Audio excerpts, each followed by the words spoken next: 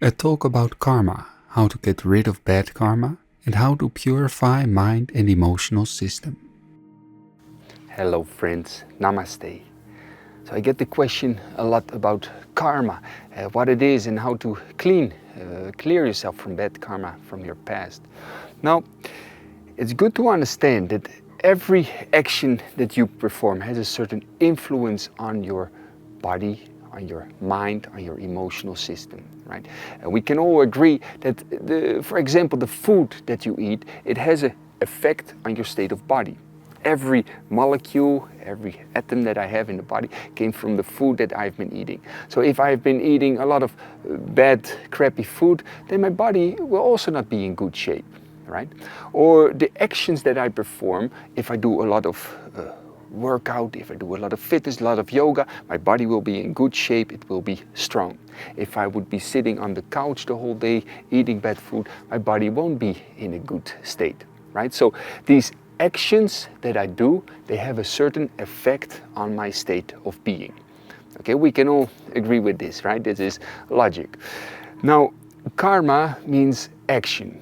And basically, what I am is, for a great part, come from the actions that I have performed in the past, right?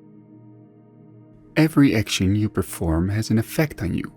Your behavior will determine your state of body, mind, and emotional system. It goes the same also for your mind and for your emotional state. And that's also like a body, a layer of your being.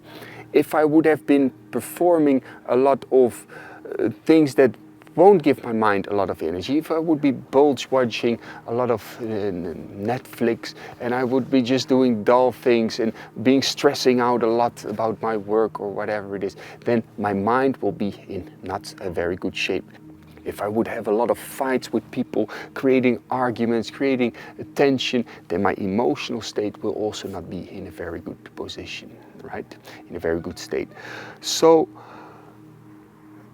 every action that you perform has a certain influence on your state of body, on your state of mind, and your state of emotion. And also on a deeper level, your spiritual level. We'll come to that later. Negative karma, bad actions, can become a poison in your life. It will produce a negative self-image, tensed mind, and a negative state of emotion, which in turn will result in self-destructive behavior, wrong choice making, and addiction.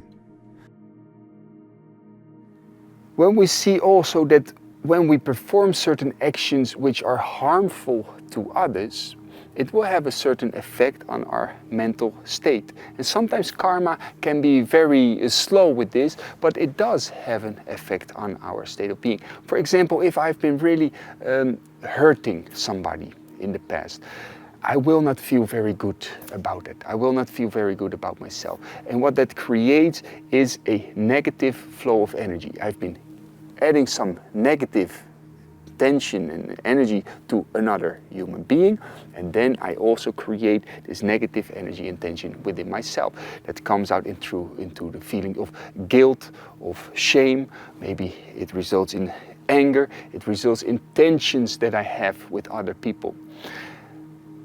That action, that bad karma, will also have an effect on my choices. For example, I feel a bit guilty about myself. It has a negative influence on my emotional state of being.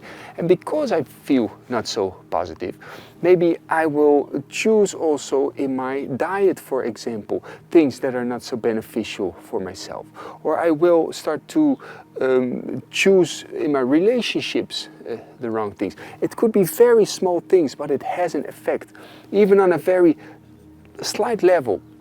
If I have been making other people angry, if I've been lying, if I've been cheating, and I feel I have to close myself off a little bit because people cannot know what I have done or what I have said or something like that. It closes you off. And as I mentioned before, maybe you don't want to be confronted with that negative emotion or with that negative feeling or with that feeling of shame or guilt, with that truth. And therefore you try to hide it. You get into a certain addiction maybe. Could be just eating a lot of sugary things. It could be alcohol, it could be drugs, it could be sex, it could be so many different things that you can get addicted to just to deny or to suppress a certain state of emotion or state of mind that you carry with you, right?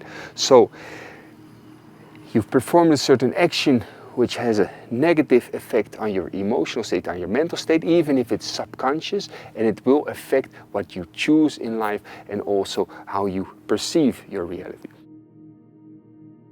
Tension in the mind results in tension in the body.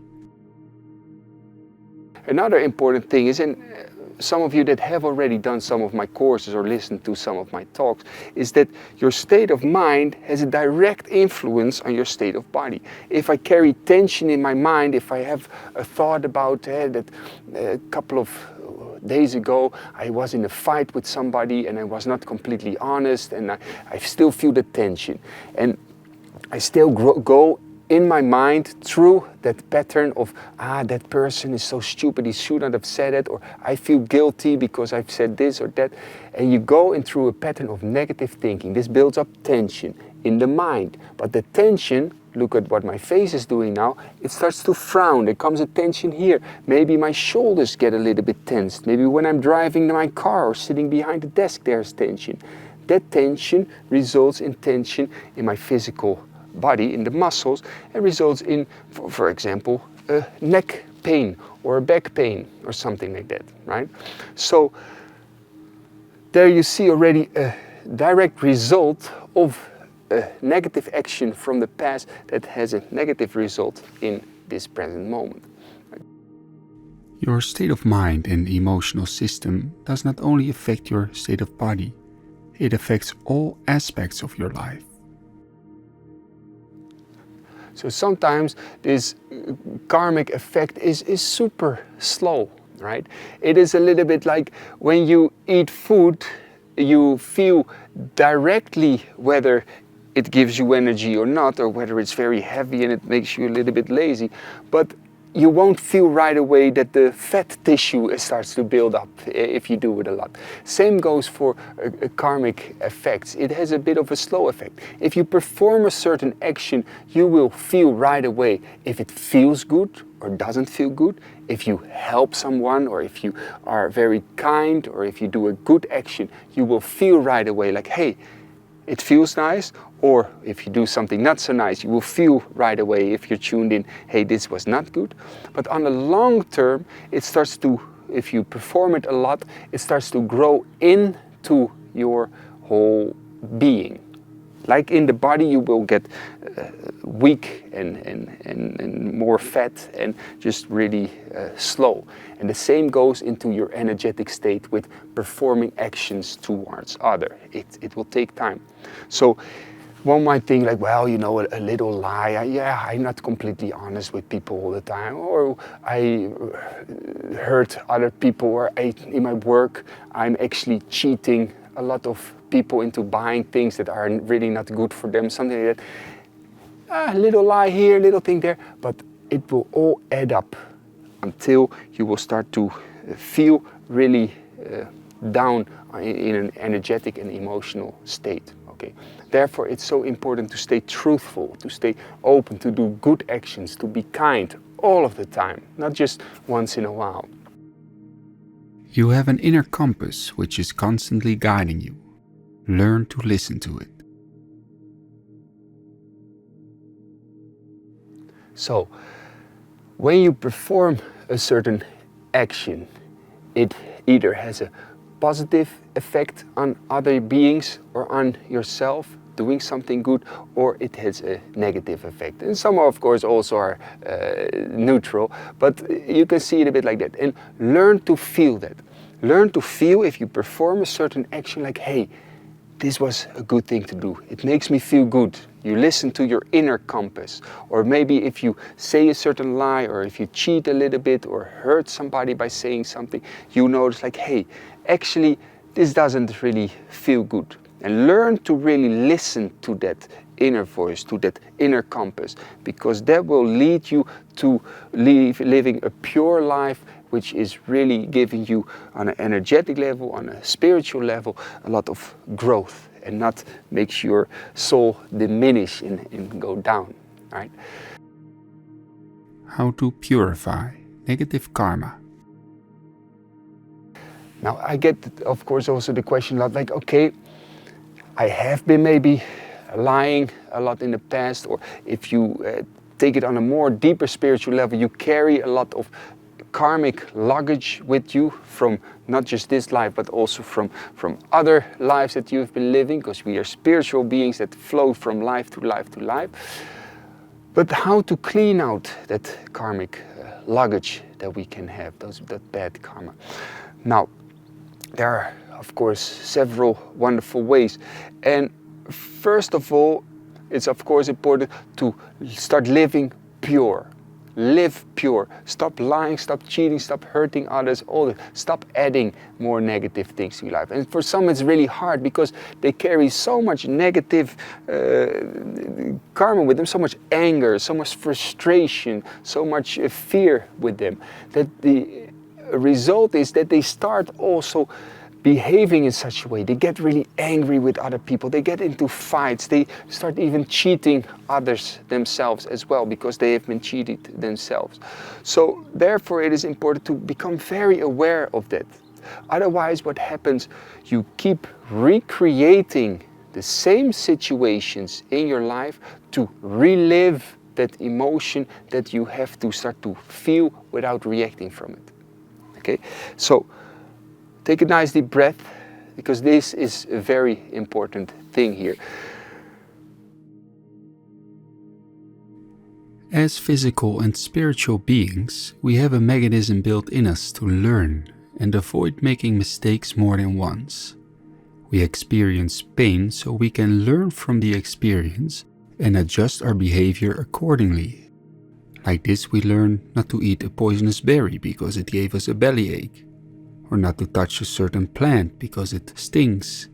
Be careful with fire, etc., etc. It helped us to survive on this physical plane. We have a learning mechanism like that for our interaction with the world on an emotional, mental and spiritual plane as well.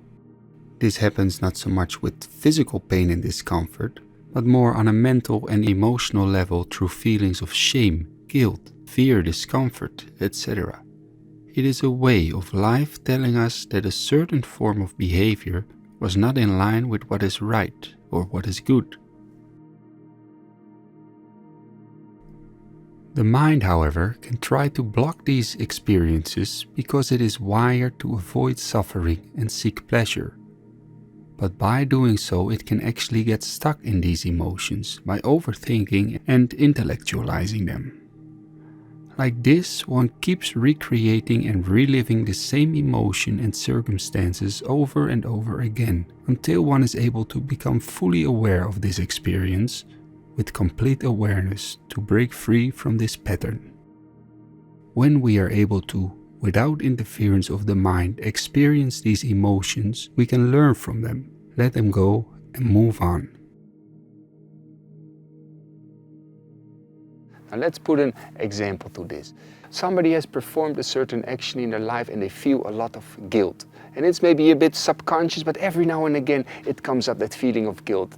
And we never learned, unfortunately, as children, how to be able to just observe those negative states of being. Just observe it so that it can be transformed. So what he or she is doing, again, just tries to ignore it, just pretend that the feeling is not there and go into partying mode a lot, or certain addictions, or a lot of work, or just focusing on their career, but not paying any attention to that. But again, it results in certain actions that he or she made. And he or she also, in a way, sometimes keeps creating circumstances in which that guilt is being felt again and again and again. Now, what is a way to come out of that habitual pattern of reacting and doing and creating that we can do in our life, to again be able to feel like, I take a moment to feel that pain that I'm carrying with me, that feeling, that pain of guilt, of shame, of sadness or anger, whatever it is, and I feel it, it's there. And then you can again, transform that pain by shining the light of awareness onto it so that it starts to dissolve out of your system. Not keeping it in, not ignoring it, not pushing it down, not pretending that it's not there, but letting it really go through your doors of awareness, right? So it can go out. You start to reprogram yourself in a way. So you have to learn in a way to suffer. There is a great art in suffering, basically. Otherwise you keep recreating the circumstances because life needs to teach you that lesson, that you have to suffer that, but you don't learn the lesson and you constantly keep recreating that, right? Suffering essentially means to undergo or to endure. There is a great power in being able to suffer in life, to undergo the things we emotionally resist so much. By learning to undergo the challenges and hardships we face in our lives, we can burn old karma out of our mind, emotional system and lives. Purification through dissolving of the ego and realizing the love and peace of the One, Great Spirit, God, the I Am.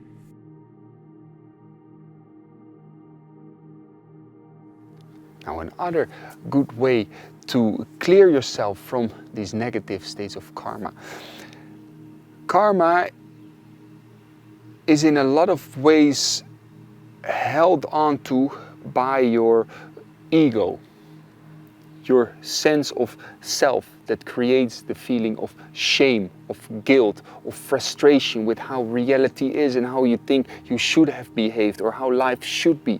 So you keep the confinement of holding on to that karma by your small ego, so to say, and realizing that you are part of this greater consciousness. And this is in yoga called bhakti, if you are able to worship God, Supreme Consciousness, the Great Spirit, however one wants to call it, to really understand like, hey, wow, I am basically nothing. I'm just a cell in this big body of consciousness, this big body of creation, and realizing that like, wow, thank you, God, thank you, creation, that I can be alive. So that your small sense of self, like thinking like, oh, I should control my own self, my mind, my life, my emotional system, my past, and you build up a lot of shame, blame, guilt, all these kind of things, that you dissolve that by realizing like, hey, I'm part of this creative universe, and I'm grateful for that, and worshipping life,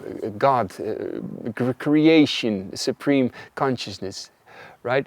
So that bhakti yoga is also a very powerful way to dissolve this ego. And of course, some religions, people that are following certain religions say like, oh, you should follow my religion because my God is the only God. Oh no, you should follow that religion. Or God, my friends, is one. We cannot comprehend with our small minds what it is, but we can feel it. We can understand it, not by words, not by thinking, but by understanding like, hey, wow, great creation, great consciousness that you are part of, right? So in whatever way you feel you want to do it, whatever religion, all good, but understand that you are part of something much greater than yourself and realizing that.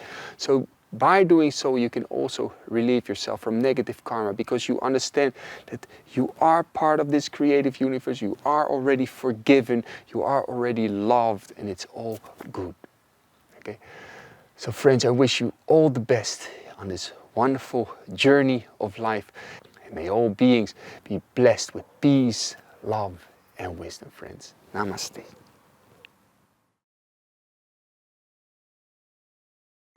If you want to learn more about the techniques to purify your mind and emotional system and awaken your full potential, visit the Life Awareness Project website on yogalab.com. That is yogalab.com.